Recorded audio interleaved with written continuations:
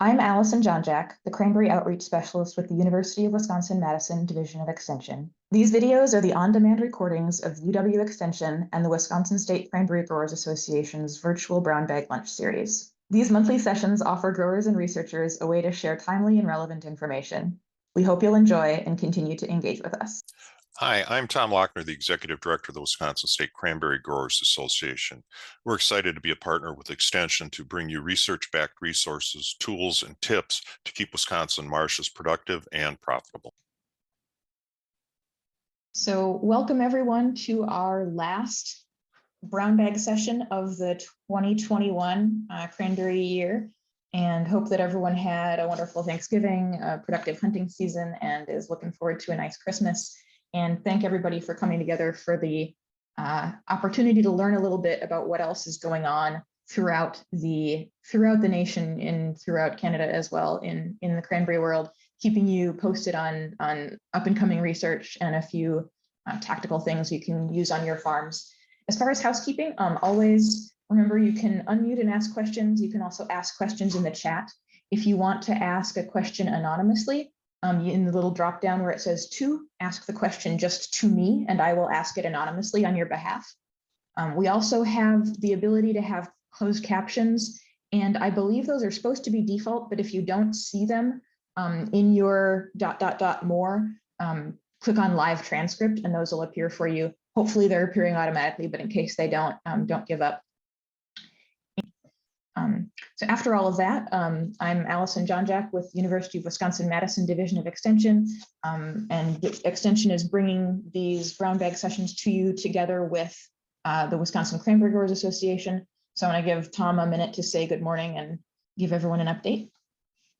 I'll say good afternoon and welcome as we continue our series of programs, and kudos to Allison for putting these together. She does a great job with that. So thanks for doing that for us over the course of the past year. We've got, and I want to welcome our speakers for today.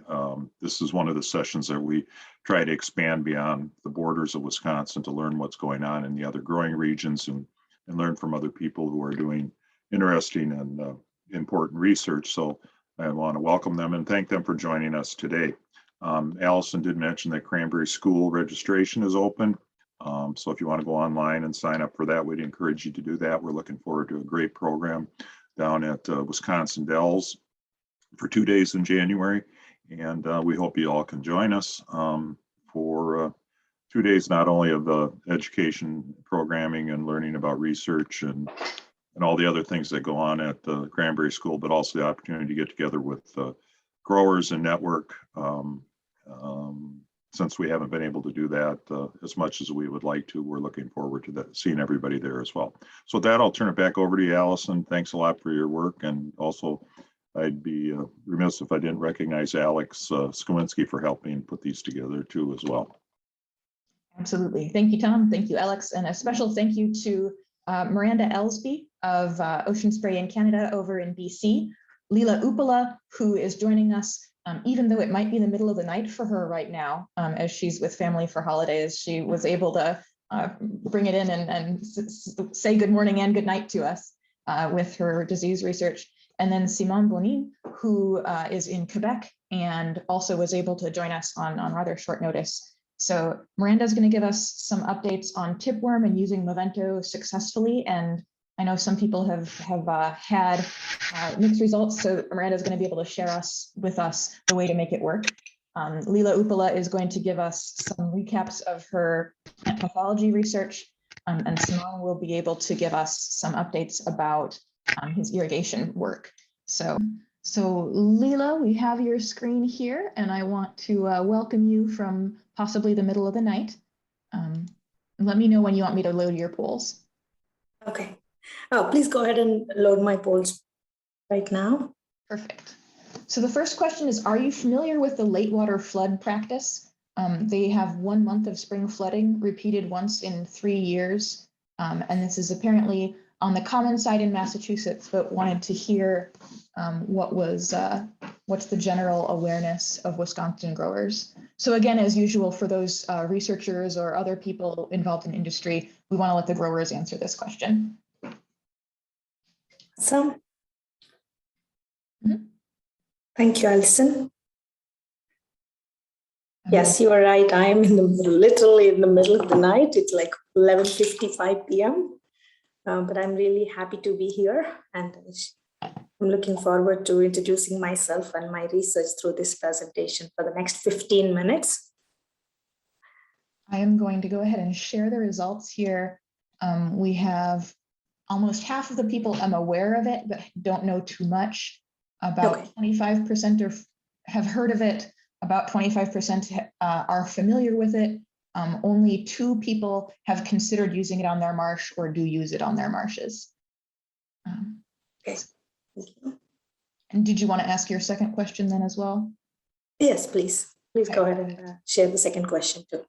So this one is, what do you think is the most significant disease problem for you? Choices are fruit rot, cotton ball, phytoplasma such as false blossom, or phytophthora root rot. Questions coming in are pretty heavily focused in fruit rot with a little more emphasis on phytoplasma, but we do have people responding for all of those. So I'm going to go ahead and share these results. And as I am showing the results on screen, Leela, go ahead and dive into everything that you are learning in your disease research this year. Awesome. Thank you, Allison. Yeah, similarly, as you stated, fruit rot is a major disease problem. So same thing in Massachusetts as well. So it's been 3 years since I joined the UMass Cranberry station as an extension assistant professor. So most of my research is focused on fruit rot. So I'll be giving you an overview of my research. I'm not able to. Okay. Okay, so before that, I'm from southern part of India, from a small village called Kurumamidi, which is heavily reliant on agriculture. So we grow coconut, banana, rice, sugarcane, vegetables, and cocoa. And then we have a lot of buffaloes for milk. And then I did my undergrad and master's in India, and PhD in plant pathology from Auburn University in Alabama. And then I received postdoctoral research and extension training from Oregon State University and then from Texas A&M University, right? And during these years, I gained experience in various cropping systems during research and a little bit of extension in vegetables like amaranthus and apple, fibrite, and rice and Kentucky bluegrass and peanuts, aflatoxins. So at present, I'm an extension assistant professor at the Cranberry station, UMass Cranberry station, with research and extension appointments. This slide kind of summarizes the major areas of my research focus right now.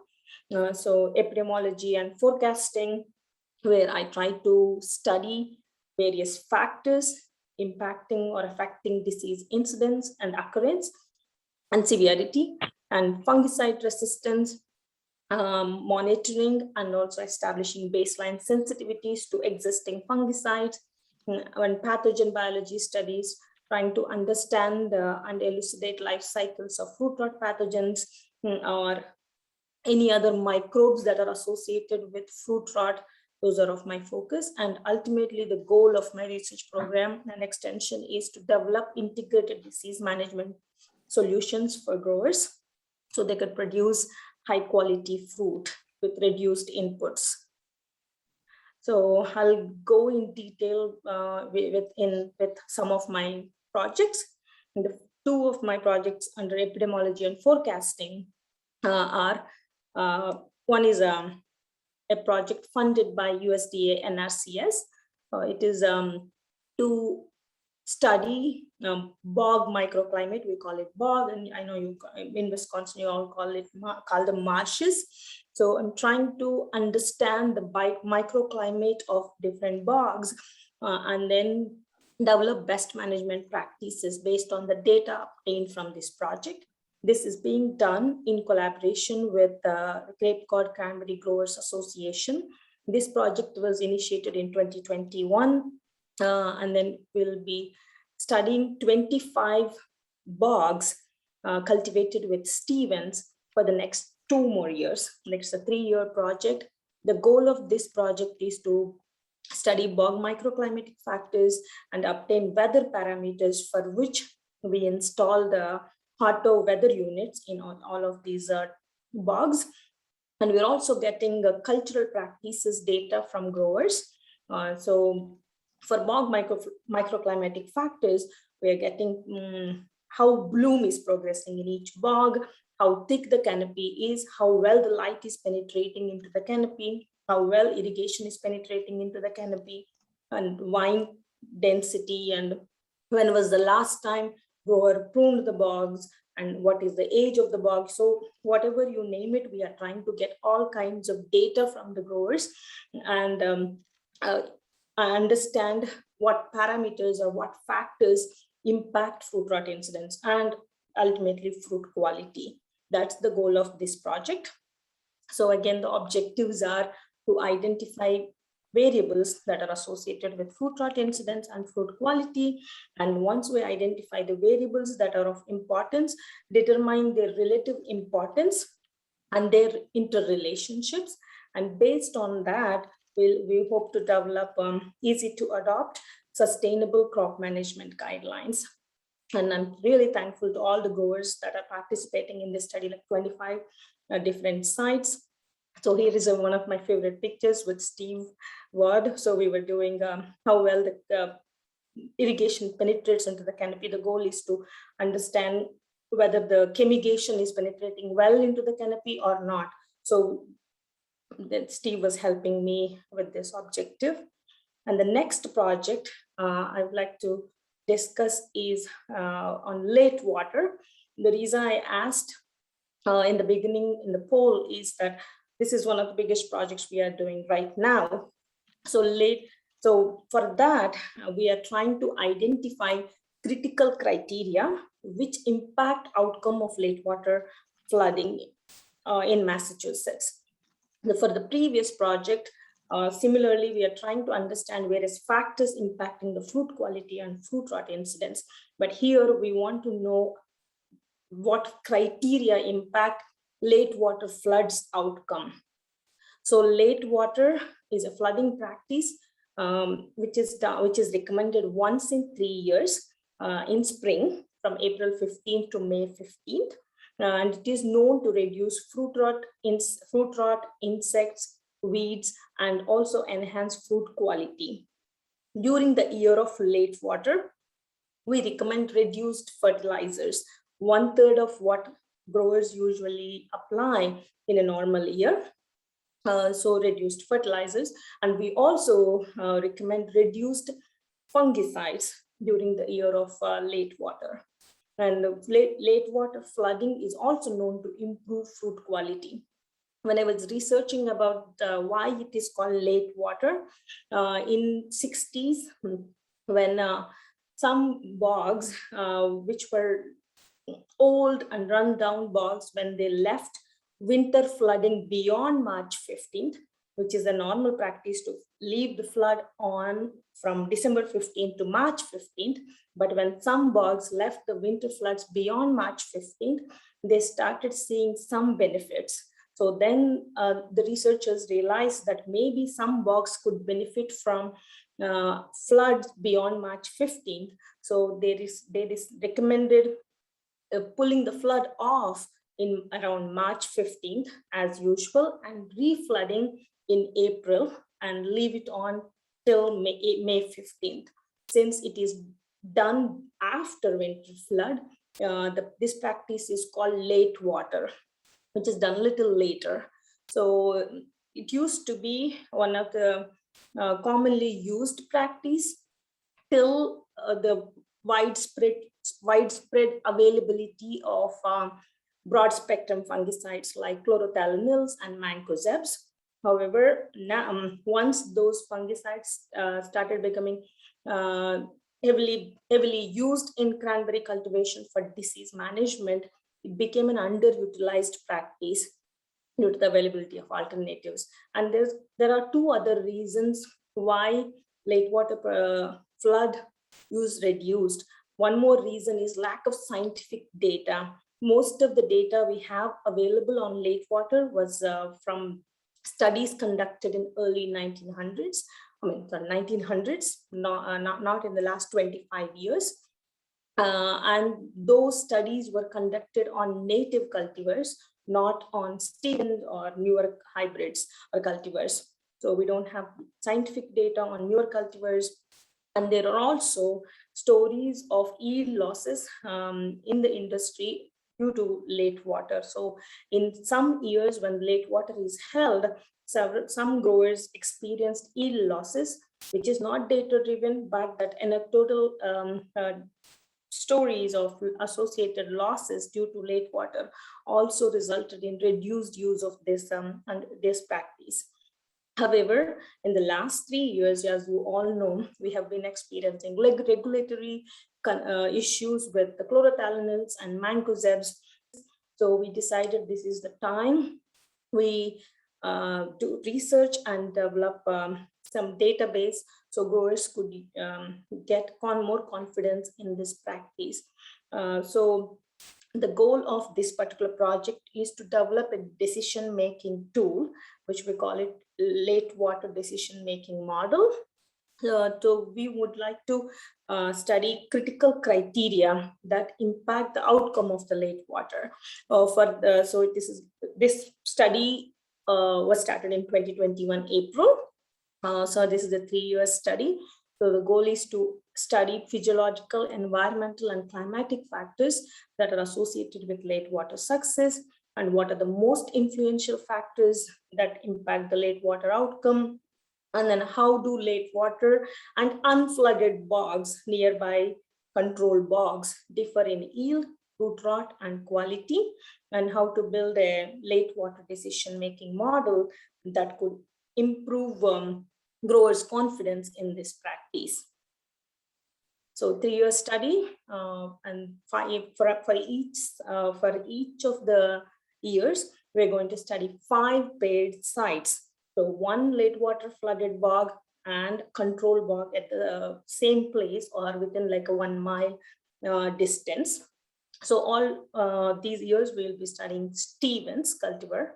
So we're collecting data on individual form characteristics, history, as long as grower could provide. We are getting data on cultural practices or yield and food quality data, whatever they have, and get environmental data and water quality data, because it's flood that is being held on bogs for a month. Water quality would play a major role to crop health. So crop health, and we are also going to get the total non-structural carbohydrates, how they change during the flood, and also how phosphorus levels are being changed during the flood and after the flood. And then at the end of the season, we are collecting fruit rot, fruit yield, and fruit quality data. From all these data and also controlled experiments we'll be doing simultaneously for P losses due to floods. So field data, controlled experiment data, and current and historic weather data, and whatever the data grower could provide us, we'll use all of that. And using statistical models and machine learning tools, we'll be developing a web-based late water decision-making model.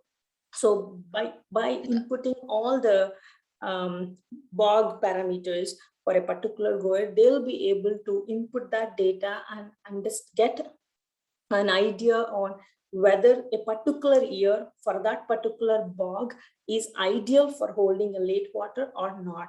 That's the goal of the project. Leela, without rushing too much, we are a little bit behind in time. So if you want to give kind of a quick summary through the slides as you go, rather than great detail, so that we still have time for everybody. Okay, thank you. Thanks. So on the last one is pathogen biology study. So we are studying current status of fruit rot pathogens, in different regions. This is being done in collaboration with Leslie and Peter Odemans and Josna and Richard Bellinger from University of Laval, and microbiome dynamics, how microbiome differ in different in Cranberry, and how do they serve as predictor for fruit rot incidence. So again, the studying the diversity and abundance of fruit rot pathogens and microbiome dynamics in not just fungal microbiome. We hope to study the total microbiome, what are their role in cranberry fruit rot and cranberry fruit quality. And for this, we are studying wild bogs, organic bogs, and also conventional bogs, and establishing baseline sensitivities for fungicide resistance, and simultaneously monitoring for fungicide resistance, baseline sensitivity for the existing fungicides, and simultaneously monitoring for resistance if there is any. And the last one is integrated disease management for conventional and organic production systems. Organic growers are not many in Massachusetts, but there is significant interest. But due to high disease pressure, not many growers are going for that option. So we are evaluating multi-state Bravo alternative fungicide regimes for their effect on fruit rot, yield, and fruit quality. From 2019, I identified some fungicides, novel fungicides, which have potential to reduce fruit rot and improve fruit quality.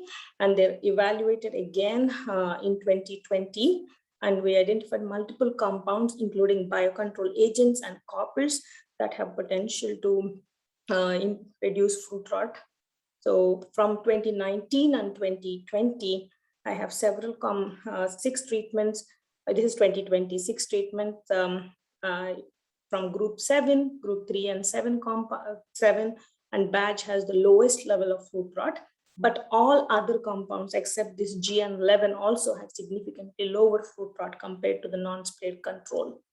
And most of these compounds are on par with non-sprayed control in yield, and 4 of them had higher yield than the non-sprayed control. And they all resulted in optimum fruit quality, be it firmness or total anthocyanin content. Based on 2019 and 2020 results from Massachusetts and also New Jersey, I evaluated more compounds in 2021 along with what worked best in 2019 and 2020. I don't have those results yet. So that's my work on integrated disease management with novel fungicides. So my goal is to develop integrated disease management, not just with chemicals, but also with organic compounds or like biological controls. That's the goal of this study. I would like to thank all my collaborators and my team and all my funding agencies and chemical companies for supporting my research. I know we're running out of time, but I'll be happy to answer any questions you might have through chat or right now. Awesome. Thank you so much, Leela. We're really grateful for all of this extra information. And there have been a lot of good questions in the chat on oxygen deprivation, when's the typical bloom period in Mass, and those sorts of things. So we'll let you get those in the chat. And then at the end of the session, we'll have kind of out loud questions. Thank you so much for presenting. Questions that came in for Leela. That perhaps the 1-month flood could be tried at the Wisconsin Research Marsh. So that's an option we can take up with Wade and the committee at WCRF. Leela, did you take any samples of the microorganisms in the control and late water beds?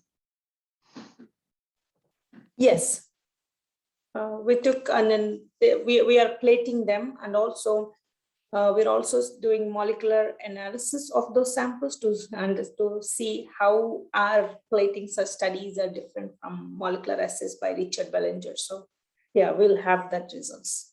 Okay. And following that one, did you take samples of the non-rotten fruit to see what pathogens, good and bad, are present in the good fruit that didn't have the environment to rot? Yes. We are doing studying on rotten and sound fruit. Awesome. The next question on oxygen depletion, because we've talked in several of our brown bags throughout the course and kind of ties into Simon's work, the good drainage and keeping oxygen available for the roots. We've been told that 10 days is a rule of thumb to not suffer oxygen depletion. So how are you working with that? So from what I read, if the oxygen levels are less than 4 milligrams per liter, then it will be an issue. If it is above that, it should be fine. And then in order to maintain those levels, it's important to maintain flood levels about 12 inches above the vines, and should not be more than 65 degrees Fahrenheit consistently. If those all come together, then it will be fine. So most of the growers, if they found some conditions not favorable, they remove the flood and replenish it. But it is important to have 4 weeks flood based on the research from 90s. So yeah. So are you using handheld oxygen sensors to make those assessments? Yes. Okay. And then when is the typical bloom period in Massachusetts? This is a little different from what we normally see in Wisconsin. So from mid-June to end of July, that's the bloom period. Okay. And so both Katie Gantus as well as Leela had added that one of the perceived benefits of late water seen in Massachusetts is that bloom is more synchronized and compressed so that perhaps the pesticide applications will be more effective. If you have anything to add to that. Yeah, like, the buds would be arrested at spring dormant period, during late water, but the internal changes would still happen in the bud. And then after late water, like 10 days, around usually 10 days later, you would see the bloom in late water flooded beds. So because of the small, like a window of bloom, the benefits of fungicide programs are better. And also fruit size is more uniform at the end of the season because all bloomed at the same time, around the same time. That's really, and my own question, do you see that benefit if you're doing the late water flood practice only once every 3 years? Do you only see that compressed bloom and even berry size benefit the third year that you're doing the late flood, or does that have any impact on the bed long term? So only during the year of late water, that's the effect, but we don't have scientific data on long-term effects of late water, but we hope to do that through this grant. Awesome. Any other questions that come through the chat? I know I aim to have this be the most info-dense hour of your month for growers. I know this time it's been an hour and 20 minutes, and I appreciate everyone rolling with that because I think it's been really good information. But a huge thank you to Miranda and to Leela and to Simon. Any final questions, or otherwise I just want to wish everyone a Merry Christmas and a Happy Holidays and a wonderful winter season. Thank you. Thank you all so much. Thank you. Thanks, Allison. Thank you, Tom.